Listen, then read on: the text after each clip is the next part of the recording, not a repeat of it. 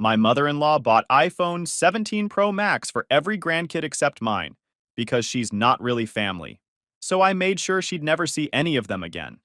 Hey Reddit, my mother-in-law deliberately excluded my daughter from a family gift because she's adopted, so I cut her off from the entire family. What followed was absolute chaos. Here's the whole story. I'm Jake, 34 male, married to my wife Rebecca, 33 female for 9 years now. We've got one daughter, Lily, who's 7 years old.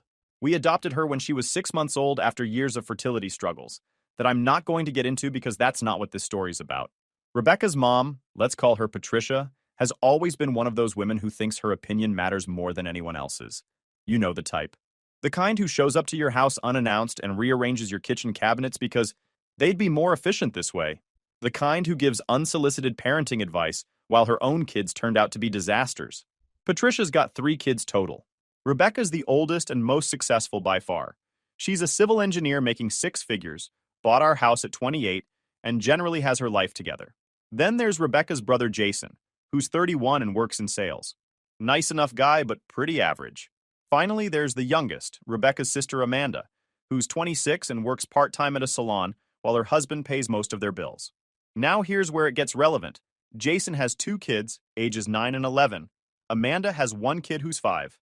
All biological, all from perfect textbook pregnancies that Patricia won't shut up about at family gatherings. When Rebecca and I started the adoption process, Patricia made her feelings pretty clear from the start. Nothing direct enough to call her out on, just little comments here and there. Are you sure about this? What if the biological parents come back? Or, sometimes these fertility issues resolve themselves if you just relax and stop trying so hard. That second one really got under Rebecca's skin. We'd been trying for 5 years. 5 years of disappointment, medical appointments, invasive procedures, and mounting debt from treatments that didn't work. And Patricia's brilliant medical advice was to just relax. Like we hadn't heard that from every aunt and distant cousin who thought they were being helpful. When we finally got matched with Lily, we were over the moon. This perfect little 6-month-old with these huge brown eyes and the sweetest smile you've ever seen. The adoption agency called us on a Tuesday. We met her that Friday, and she was ours by the following month. Rebecca cried for like an hour straight when we brought her home. Happy tears. The kind that make you realize your life just changed forever in the best possible way. Patricia's reaction when we introduced baby Lily? Oh, she's lovely. Will you keep her original name or change it? Not congratulations or she's beautiful or literally anything a normal grandmother would say. Just this weird clinical question about her name like we'd adopted a puppy. We named her Lily Rebecca, after my wife. Patricia never commented on that either. The first 7 years of Lily's life, Patricia maintained this bizarre emotional distance that everyone in the family noticed, but nobody wanted to address directly. She'd show up to Lily's birthday parties, but spend the whole time fawning over Jason's kids, or Amanda's kid. She'd buy Christmas presents for all the grandkids, but Lily's gifts were always noticeably cheaper or less thoughtful. One year, Jason's older kid got this amazing remote control car that cost probably $200. His younger kid got a tablet. Amanda's kid got a mountain of art supplies. Lily got a $20 gift card to Target. Rebecca noticed. I noticed. Even Lily started noticing around age 5 when she was old enough to compare her gifts to her cousins. But what were we supposed to do? Call out a grandmother for not loving our kid enough? That's not a conversation anyone wants to have. We tried addressing it indirectly. Rebecca would mention how Lily loved spending time with Grandma Patricia and hoped they could have more one-on-one time together. Patricia would agree enthusiastically, then never follow through. She'd take Jason's kids to the zoo or Amanda's kid to get ice cream, but somehow never had time for Lily. The breaking point came 3 weeks ago, during what was supposed to be a nice family dinner at Patricia's house. Patricia had invited everyone over, all 3 of her kids, plus their spouses, and all the grandkids. These dinners happen maybe once a month, usually to celebrate something or just because Patricia liked having everyone together to remind herself she'd successfully reproduced. We showed up around 5 p.m. on a Saturday. The other families were already there, kids running around in the backyard while the adults hung out in the kitchen. Pretty standard setup. About 20 minutes after we arrived, Patricia called all the grandkids into the living room. She had this huge smile on her face, like she was about to reveal she'd won the lottery. I have something special for my precious grandchildren, she announced, pulling out a shopping bag from behind the couch. One by one, she handed out boxes. iPhone 17 Pro Max boxes. The newest model that had just come out, running about $1,200 each. Jason's two kids got one. Amanda's kid got one even though she was only 5 years old and had absolutely no business with a $1,200 phone. Lily stood there waiting her turn, bouncing on her feet with excitement because she'd seen her cousins getting these amazing gifts and naturally assumed she was getting one too. Patricia handed out the last phone to Amanda's 5-year-old, then turned to the adults and started talking about the phone plans she'd set up for each device. Lily just stood there, confused. At 7 years old, she couldn't quite process what was happening. She looked at Rebecca, then at me, then back at Patricia. "Grandma Patricia?" Lily said quietly. "Did you forget mine?" The room went completely silent. Every adult stopped mid-conversation. Jason and Amanda suddenly found their shoes very interesting. Patricia looked down at Lily with this fake, apologetic smile that made my blood pressure spike. "Oh, sweetheart, these are for my grandchildren. You understand, right?" My wife's face went white. I literally watched the color drain from her cheeks as she processed what her mother had just said in front of everyone. "Mom," Rebecca said, voice shaking, "Lily is your grandchild." Patricia waved her hand dismissively. "You know what I mean, Rebecca? These are for my real grandchildren, the ones who are actually family." She said it so casually, like she was explaining why she'd bought chocolate ice cream instead of vanilla, not like she'd just told a 7-year-old child that she wasn't really part of the family. Lily burst into tears. Not the tantrum kind of crying kids do when they don't get their way. The devastated, heartbroken kind of crying that comes from genuine emotional pain. She buried her face in Rebecca's leg, sobbing. Rebecca scooped her up immediately and looked at her mother with an expression I'd never seen on her face before. Pure rage mixed with hurt so deep, it was painful to witness. "We're leaving," Rebecca said flatly. "Oh, don't be so dramatic," Patricia replied. "She'll understand when she's older. This is about blood family, Rebecca. You can't expect me to treat an adopted child the same as my real grandchildren." That's the exact moment I knew this woman was dead to me. I didn't say anything. Didn't need to. I just picked up the diaper bag we'd brought with Lily's stuff, took Rebecca's hand, and walked out of that house without another word. Jason and Amanda didn't say anything. Their spouses didn't say anything. They all just stood there watching us leave while their kids played with their new phones, completely oblivious to the fact that their grandmother had just psychologically damaged their cousin. The drive home was brutal. Rebecca sobbed the entire way. Lily cried herself to sleep in her car seat. I gripped the steering wheel so hard my knuckles went white, playing that scene over and over in my head. My real grandchildren. That phrase kept echoing in my brain. Lily had been part of this family for 7 years. 7 years of birthday parties and holidays and family dinners. 7 years of calling Patricia grandma and drawing pictures for her and asking when she could have sleepovers at grandma's house like her cousins did. And in one casual sentence, Patricia had made it crystal clear that none of that mattered. To her, Lily would never be real family. She was just the kid Rebecca and I had brought home when we couldn't have real children of our own. That night, after we'd gotten Lily calmed down and settled in bed, Rebecca and I had a long conversation about what to do next. "I can't believe she did that," Rebecca kept saying, pacing around our bedroom. "I can't believe my own mother would hurt Lily like that. In front of everyone. In front of the other kids." "What do you want to do?" I asked. "I want to never speak to her again," Rebecca said immediately. Then she paused. "But I don't know if I can actually do that. She's my mom. And Jason and Amanda are still going to those family dinners. And Lily's going to wonder why her cousins get to see grandma, but she doesn't. Here's the thing about my wife. She's one of those people who always tries to see the best in everyone, even when they don't deserve it. She'd been making excuses for Patricia's behavior toward Lily for 7 years, convincing herself it would get better, that Patricia just needed time to adjust to having an adopted grandchild. But I was done with excuses. "Rebecca," I said carefully, "your mother just told our daughter that she's not really family. In front of everyone. She bought $1,000 phones for kids who don't even need them, and deliberately excluded Lily because she's adopted. That's not something you come back from." "I know," she whispered. "I know. But what am I supposed to do? Cut off my own mother? If she can't treat our daughter with basic human decency?" "Yeah, that's exactly what you do." We stayed up until 2 a.m. talking it through. Rebecca went back and forth between wanting to completely cut Patricia off and wanting to give her one more chance to apologize and make it right. I knew what was going to happen if we gave her that chance. Patricia would offer some non-apology like, "I'm sorry you were upset," without actually acknowledging what she'd done wrong. Then she'd expect everything to go back to normal, and we'd be right back where we started. By the time we finally went to bed, Rebecca had agreed that we needed to set some serious boundaries. No more family dinners at Patricia's house. No more unsupervised time with Lily, and Patricia needed to understand exactly why we were putting those boundaries in place. The next morning, Patricia called. Rebecca didn't answer. She called again an hour later. Again, no answer. Then the texts started coming in. First from Patricia, then from Jason, then from Amanda. All variations of "you're overreacting," and "she didn't mean it that way," and "family is important. Don't throw it away over a misunderstanding." Misunderstanding.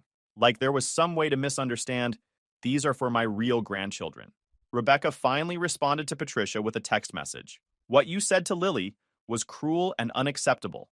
Until you can apologize to her directly and acknowledge that she is your grandchild, your real grandchild, we won't be attending any more family events." Patricia's response came 10 minutes later. "I will not be apologizing for speaking the truth. She's not my biological grandchild, and everyone knows it. You're being ridiculous and teaching her to be entitled." That was it. The final nail in the coffin of any relationship between Patricia and our family. Rebecca showed me the text, and I watched her face harden in a way I'd never seen before. This was the woman who'd spent 9 years trying to have her mother's approval, who'd bent over backwards to accommodate Patricia's opinions and preferences, who'd made excuses for years of subtle favoritism. And in one text message, Patricia had burned that bridge completely. "We're done," Rebecca said. "I'm done. She'll never meet our next child. She'll never be alone with Lily again. And I'm not going to any family events if she's there." "What next child?" I asked, confused since we'd agreed we were one and done with the adoption. "We're going to adopt again," Rebecca said firmly. "Maybe 2 more kids if we can afford it. And Patricia will never meet any of them. She wants real grandchildren? Fine. She can focus on the ones she has. Mine will never have to feel that rejection." I loved my wife more in that moment than I had in years. Over the next week, we ignored every message and call from Patricia's side of the family. Jason tried to play peacemaker, suggesting we all sit down and talk it out like adults. Amanda sent this long guilt trip message about how family is forever, and we can't let one disagreement tear everyone apart. Rebecca's response to both of them was simple. "Your mother told my daughter she's not real family, and bought expensive gifts for your kids while deliberately excluding mine. If you think that's acceptable behavior, then we don't have anything to talk about." Neither of them responded to that. 2 weeks after the iPhone incident, we got an invitation to Jason's older kid's birthday party at Patricia's house, like nothing had happened. Rebecca called Jason directly for the first time since we'd walked out. "Is Mom going to be at the party?" she asked. "Well, yeah, it's at her house," Jason replied, like that was obvious. "Then we won't be there." "Come on, Rebecca. You can't keep avoiding her forever. Just apologize and move on." "Apologize?" Rebecca's voice went ice cold. "Apologize for what exactly?" "For making such a big deal out of nothing. Mom feels bad about the whole phone thing. If she feels bad, she can call Lily and apologize to her directly.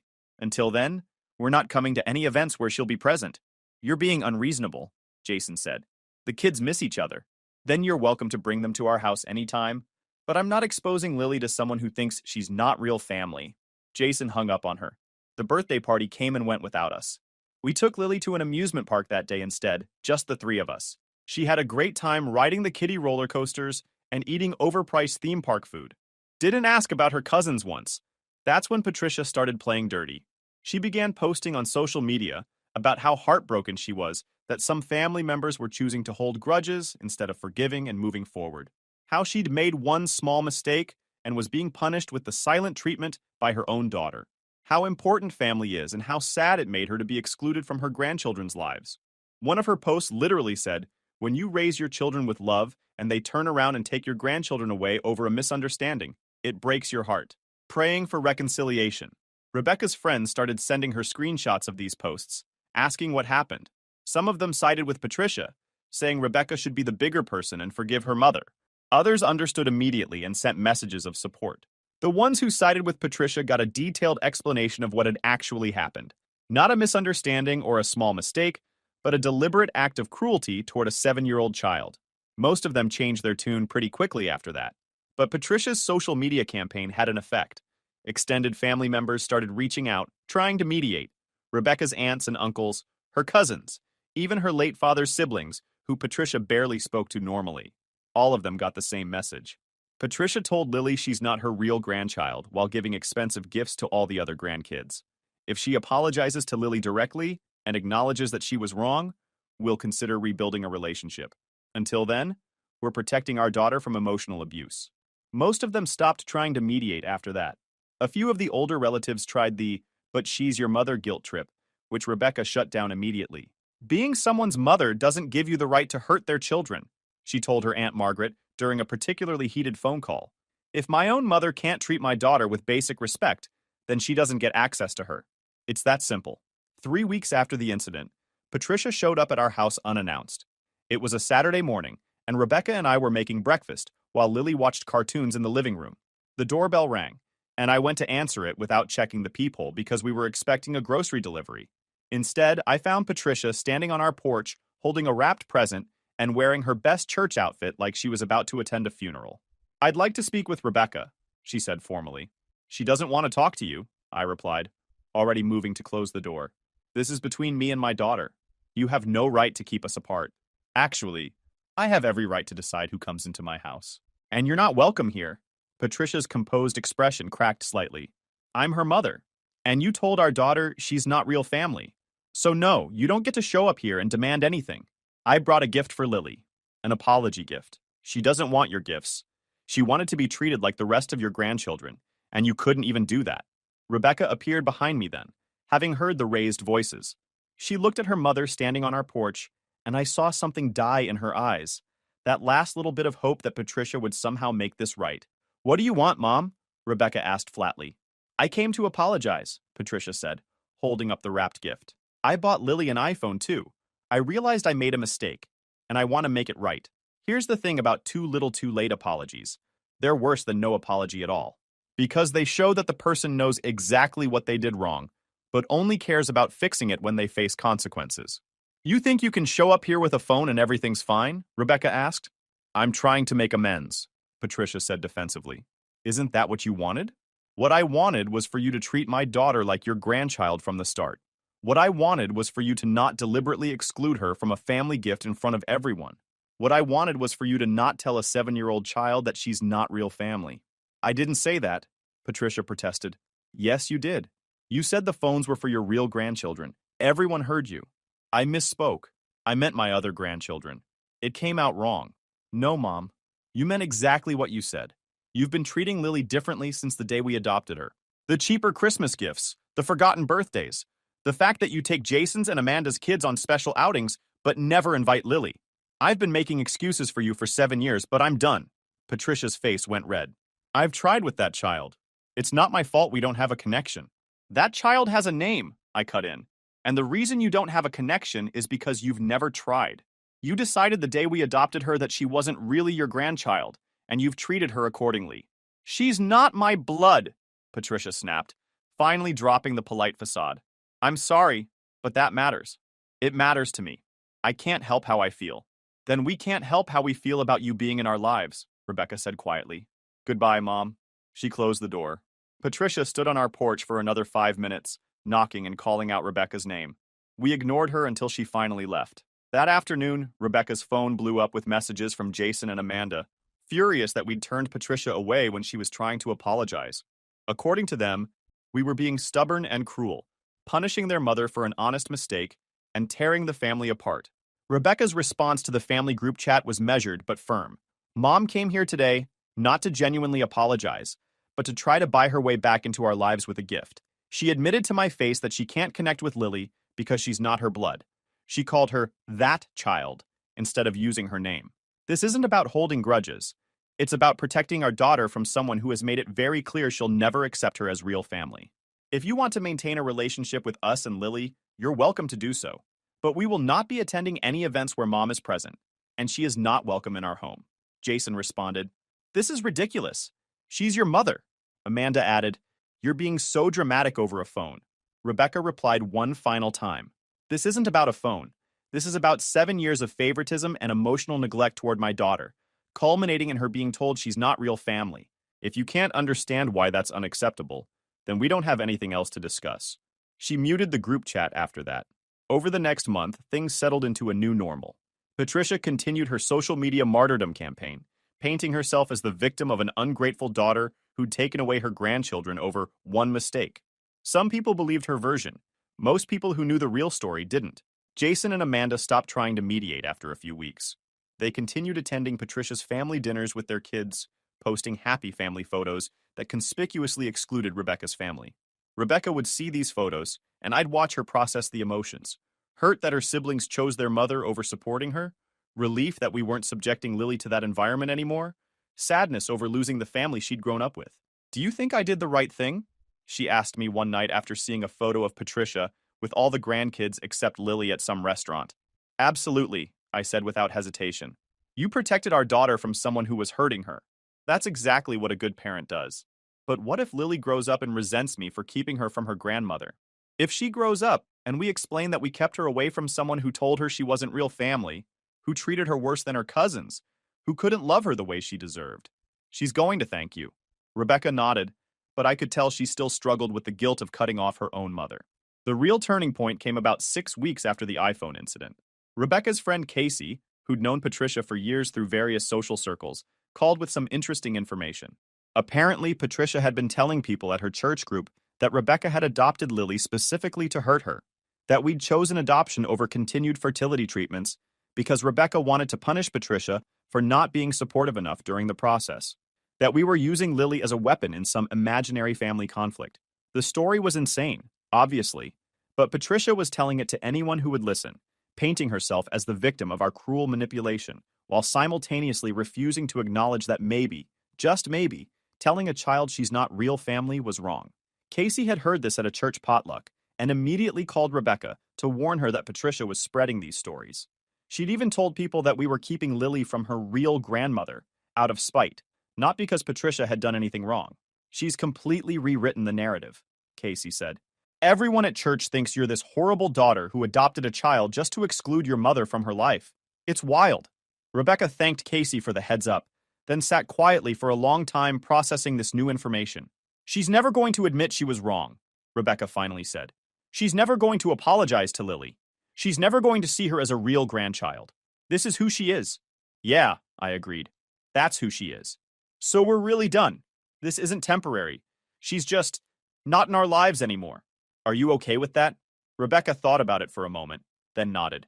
"Yeah, I think I am. It hurts, but I'm okay with it. Lily deserves better than someone who sees her as less than because we adopted her. And honestly, I deserve better too. I've spent my whole life trying to be good enough for my mom, trying to make her proud, trying to live up to whatever impossible standard she set, and she still chose to hurt my child. So yeah, we're done."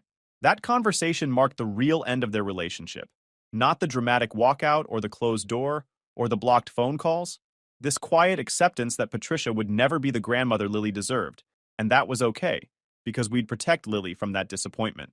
2 months after the iPhone incident, we got our lives back to normal. Lily stopped asking about Grandma Patricia after a few weeks, and we stayed busy with our own family activities. We'd take her to the park, have movie nights, invite her friends from school over for playdates.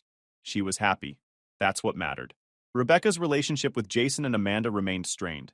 They'd send occasional texts about neutral topics, but the easy sibling relationship they'd had before was gone. Neither of them had stood up for Lily when it mattered, and Rebecca couldn't forgive that easily. During this time, we also started seriously discussing expanding our family through adoption again, like Rebecca had mentioned that first night. We'd always talked about maybe having 2 kids, but after the Patricia situation, Rebecca became determined to adopt again. "I want Lily to have a sibling who understands what it's like to be adopted," she explained. "Someone who gets it. And I want Patricia to know that we're building our own family without her." We started the adoption process for a second child, this time much more confident in what we were doing, since we'd been through it before. 4 months after cutting off Patricia, Rebecca's phone rang with a call from Amanda. She almost didn't answer, but something made her pick up. "Mom's in the hospital," Amanda said without preamble. "She had a heart attack." Rebecca's face went pale. Despite everything, this was still her mother. "Is she okay?" Rebecca asked. "She's stable. They did surgery. But Jake, she's been asking for you. She wants to see you." Rebecca looked at me, and I could see the internal struggle. Part of her, the part that was still her mother's daughter, wanted to rush to the hospital. But the part that was Lily's mother, the part that had watched our daughter sob when she was told she wasn't real family, held firm. "I need to think about it," Rebecca said. "I'll call you back." She hung up and we talked it through. The question was whether this medical crisis changed anything about Patricia's behavior or just temporarily set aside the consequences she'd been facing. "If you visit her at the hospital, she's going to think everything's forgiven," I pointed out. She's going to expect things to go back to normal. I know, Rebecca said. But what if she dies and I never talk to her again? What if this is my last chance? Your last chance to do what? Hear her not apologize again? Watch her not acknowledge what she did to Lily? You've given her so many chances already. Rebecca called Amanda back an hour later. I'll come to the hospital, but Lily's not coming, and this doesn't mean we're reconciling. I want to make sure she's okay, but nothing's changed about our boundaries. Fine, Amanda said, sounding relieved. Just come. Rebecca went to the hospital that evening. I stayed home with Lily, who was happily oblivious to the drama playing out at the medical center across town. Rebecca came home 3 hours later looking exhausted. How is she? I asked. Stable. Recovery will take a few weeks, but she'll be fine. Rebecca kicked off her shoes and collapsed on the couch. She asked about Lily. What did she say? She said she missed her granddaughter and wanted to see her. I told her Lily wasn't there. She got upset and said I was keeping her grandchildren from her when she could have died. Her grandchildren?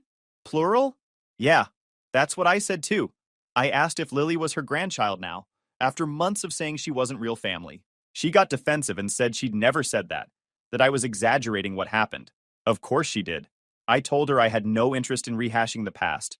I just wanted to make sure she was okay. She tried to guilt me about abandoning her when she needed me most, about being a bad daughter, all the usual stuff. I told her I was leaving and she could call when she was ready to actually apologize to Lily. Then I left. How do you feel? Rebecca thought about it. Relieved, honestly. I thought maybe the heart attack would have changed something, made her realize life's too short to die on this hill. But she's exactly the same.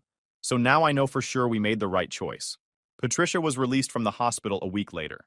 She moved into Jason's house temporarily during her recovery, since she couldn't manage stairs well yet, and his house was single-story.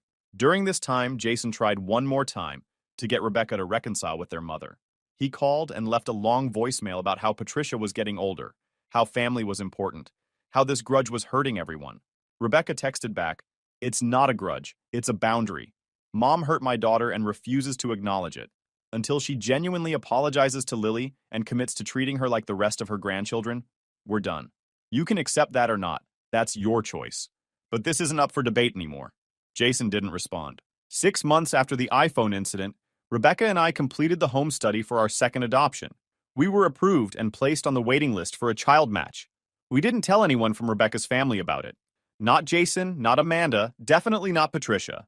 This was our family decision, and they'd forfeited the right to be part of these moments. Rebecca's friends threw her a small celebration when we got our approval, and Lily was excited about potentially becoming a big sister. That's all the support we needed. 7 months in, Patricia sent a letter to our house. Not a text or email, an actual handwritten letter like she was someone's grandmother in a period drama. The letter was 3 pages of Patricia, explaining her perspective on everything that had happened. How she'd been blindsided by Rebecca's overreaction. How she'd tried to apologize but been rejected. How family should forgive each other. How she was getting older and didn't want to die with this rift between them. Not once did she apologize for calling Lily not real family. Not once did she acknowledge the pain she'd caused. Not once did she take actual responsibility for her actions. Rebecca read the letter, then put it in a drawer without responding. She still doesn't get it, was all she said. 8 months after the iPhone incident, we got matched with our second child, a 4-year-old boy named Cooper, who'd been in foster care after his parents' rights were terminated. He'd had a rough start to life but was reportedly sweet and resilient. We met him 3 weeks later, and it was clear immediately that he was meant to be our son. He was quiet and watchful at first, but warmed up to Lily quickly. They were playing together within an hour of meeting. The adoption process for Cooper moved faster than Lily's had, since he was already in state custody. Within 2 months, he was living with us full-time, and the finalization was scheduled for a month after that. Lily was an amazing big sister. She helped Cooper settle in, showed him around the house, and was endlessly patient when he had bad days or struggled with nightmares from his past trauma. We didn't announce the adoption on social media or tell most of Rebecca's extended family. It wasn't a secret exactly. We just weren't broadcasting our life events to people who'd proven they weren't actually supportive. Rebecca's close friends knew and celebrated with us. My family was thrilled and welcoming to Cooper immediately. That was enough. About a month after Cooper came to live with us, Patricia found out through some mutual acquaintance who'd seen us out with both kids. She called Rebecca's phone multiple times in one evening, until Rebecca finally answered. "You adopted another child and didn't tell me?" Patricia's voice was shrill with indignation. "Why would I tell you?" Rebecca asked calmly. You made it very clear that adopted grandchildren aren't real family to you. That's not what I said. That's exactly what you said. And you've had 8 months to apologize to Lily and make it right. Instead, you've spent that time playing the victim and rewriting history. So no, you don't get to know about our family anymore. I have a right to know my grandchildren. No, actually you don't. You have the grandchildren you already have, the ones you consider real family, Jason's kids and Amanda's kid. Focus on them. You can't keep my grandchildren from me. They're not your grandchildren, Mom. You made that clear. Goodbye. Rebecca hung up and blocked Patricia's number. The fallout from Patricia finding out about Cooper was swift. She ramped up her social media campaign again, now including posts about how she'd been erased from her grandchildren's lives and wasn't even told about new additions to the family. Some people felt sorry for her.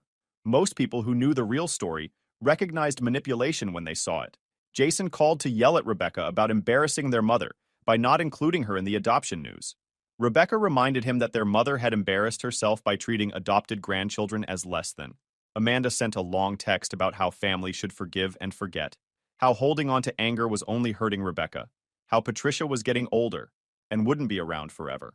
Rebecca's response shut down any future attempts at guilt-tripping. If Patricia wanted to be part of our lives, she could have treated Lily with basic decency. She chose her pride over her relationship with my family. That's on her, not me. And I won't expose Cooper to the same favoritism and rejection that Lily experienced. He deserves better. They both do. Present day, almost a year after the iPhone incident, our family of 4 is thriving. Cooper's adoption was finalized 3 months ago. He's adjusted beautifully to his new life, and watching him and Lily grow up as siblings is everything we hoped for. We celebrate holidays with my side of the family and Rebecca's close friends. We take family trips and create our own traditions. We don't miss the drama or the favoritism or the constant emotional management that came with maintaining a relationship with Patricia. Rebecca talks to Jason maybe once a month, usually brief, superficial conversations about nothing important. She hasn't spoken to Amanda at all since the Cooper adoption reveal. Patricia continues her social media presence as the martyred grandmother who was cruelly cut off by her ungrateful daughter. Some people believe her version of events. Most people close to the situation know better. Lily, now 8 years old, occasionally asks about Grandma Patricia, but doesn't seem bothered by her absence. She's got plenty of grandparent figures through my family and Rebecca's chosen family of friends. She's happy and loved and never has to wonder if she's real family. If you enjoyed this video, please hit that subscribe button. It really helps the channel and help us bring you more and better stories. Thanks.